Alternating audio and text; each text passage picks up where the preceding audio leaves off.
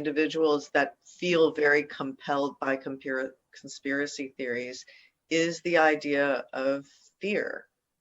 Yes, fear is common on your planet, but one thing I would suggest is that you stop referring to these ideas as a common thread, because that only reinforces the idea that you can't step outside of it.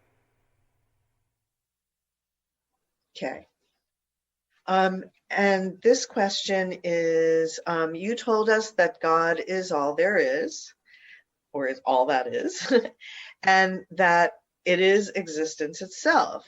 Yeah. Could you explain how evil and darkness fit into this? Now, maybe you already... In a sense, yes, earlier. We have already addressed this, and we wouldn't again use the concept or the label you're calling evil. We focus on the idea that there is positive and negative energy, positive being integrative and expansive and connective, and going more in the alignment of flow with existence, because it is slightly more in the positive direction than negative, because there's always a balance point in the center that gives you the freedom to choose. And the freedom to choose is a positive thing. So in a sense, existence is bent slightly in the positive direction. The idea of evil may simply be an insistence on continuing to express and choose and act out of the idea of misalignment, of negative energy, which is segregative, disconnective, inexperience, and diminishing. So the idea is that a continued persistence or insistence on the idea of continuing to go out of alignment and take actions that are also designed to promote the idea of misalignment in that way. If you want to say that that's evil, well, all right, but that's really just a value judgment. Remember that the idea of evil is just live backwards or live backwards. So the idea, if you want to play a game with words, is to recognize that evil is simply not really living to your true potential. So the idea of negative and positive energy, in a mechanical sense, is a little bit more discerning about what it is a person is doing instead of just falling under the label of evil. Because it's really that everyone is made of existence. Everyone is, in a sense, supported unconditionally with love. So the idea is that everyone is attempting to align with that love, but many people may not understand how to do so because they've never been taught how to do so.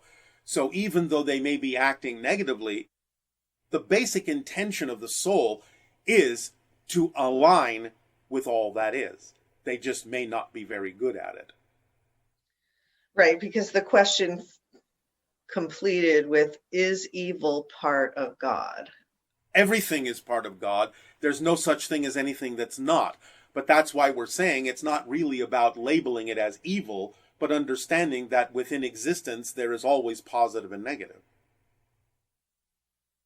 And so for, according to science, some people are born without empathy, so-called psychopaths.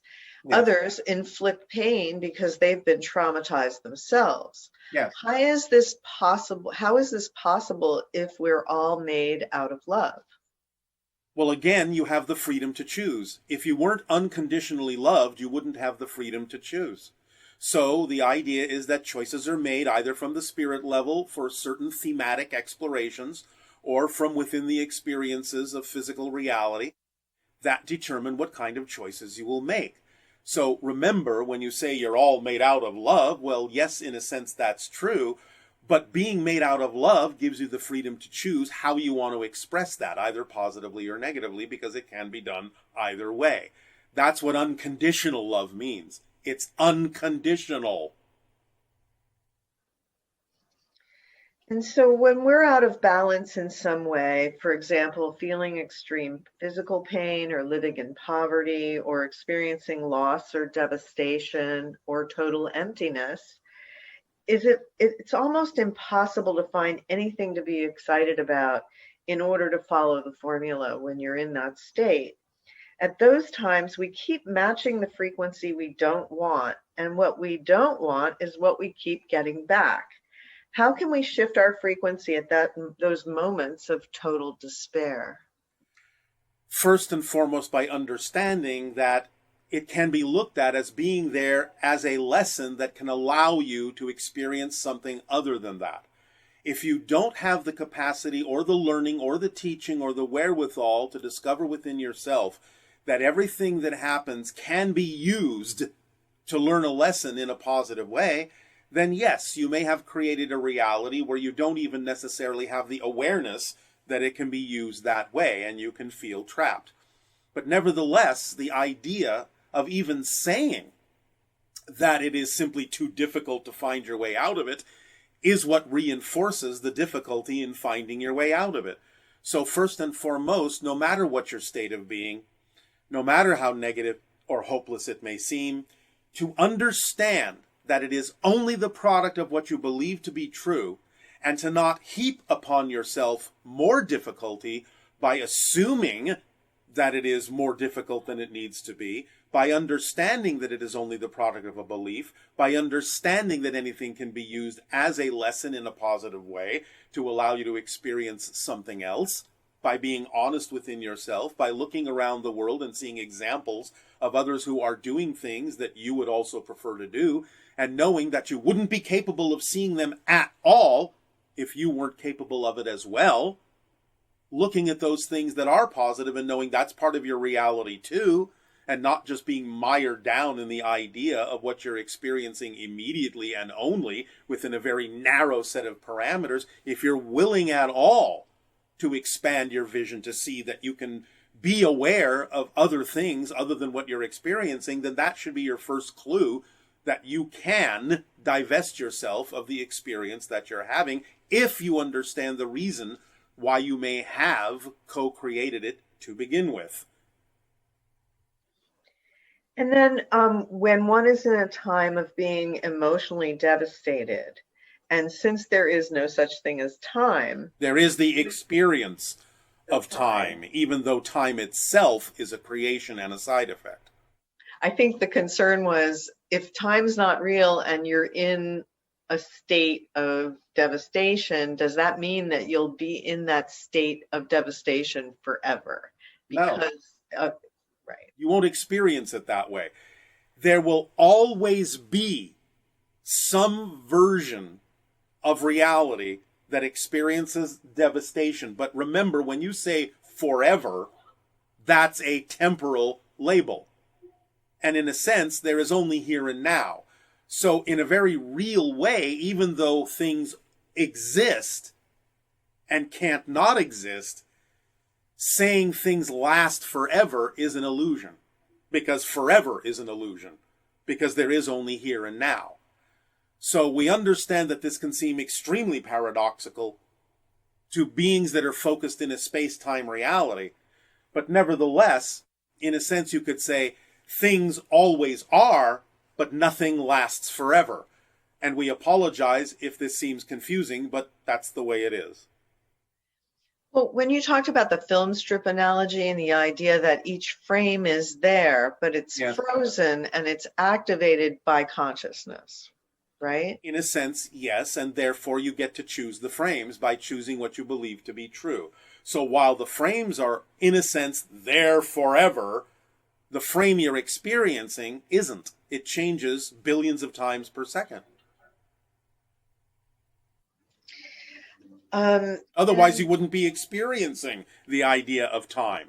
So in a sense, the experience of time is your first clue that you don't have to experience things forever, because by the fact that you're experiencing time at all means you're shifting billions of times a second, and you're never in the same state. You're never in the same reality, even though you may experience it that way by creating the illusion of continuity. And in the structure of existence, change is the only constant, right? Your relationship to the structure is what always changes. And in that sense, yes. Although obviously the structure is constant in its own way, that's not what determines your experience of it. Your perspective of it, your relationship to it, your belief about it, is what changes your experience of the structure that never changes. And when you say, are there some parts of our reality that cannot be changed by the individual because they're created by the collective and can't be overridden? Yes, because you've agreed to play by certain rules There may be a lot of leeway, a lot more leeway than many of you have been taught to believe is possible. And so you can certainly explore what is relevant for you to experience that might make it very different than the general consensus reality. But there's a lot of flexibility in the consensus, especially in this day and age of transformation. But there are certain things that you don't need to have changed, that aren't relevant for you to change, because if you change them, then you wouldn't be, in a sense, playing the same game at all. So while you have made the choice to play a certain game, or as we often say, walk down a certain hallway, and that hallway will remain because you are that hallway. This personality is that theme, is that destiny, because it's unique. There are many things you can do within that hallway. Walk, run, crawl, fly, happy, sad, look at all the doors, ignore them all. You have the freedom to explore the hallway with a lot of leeway, but you will explore the hallway because that's what you agreed to do as this personality experience. You are the hallway. And therefore, even though you change the expression of the personality, the unique perspective you are as an identity, as a reflection of all that is, that doesn't change.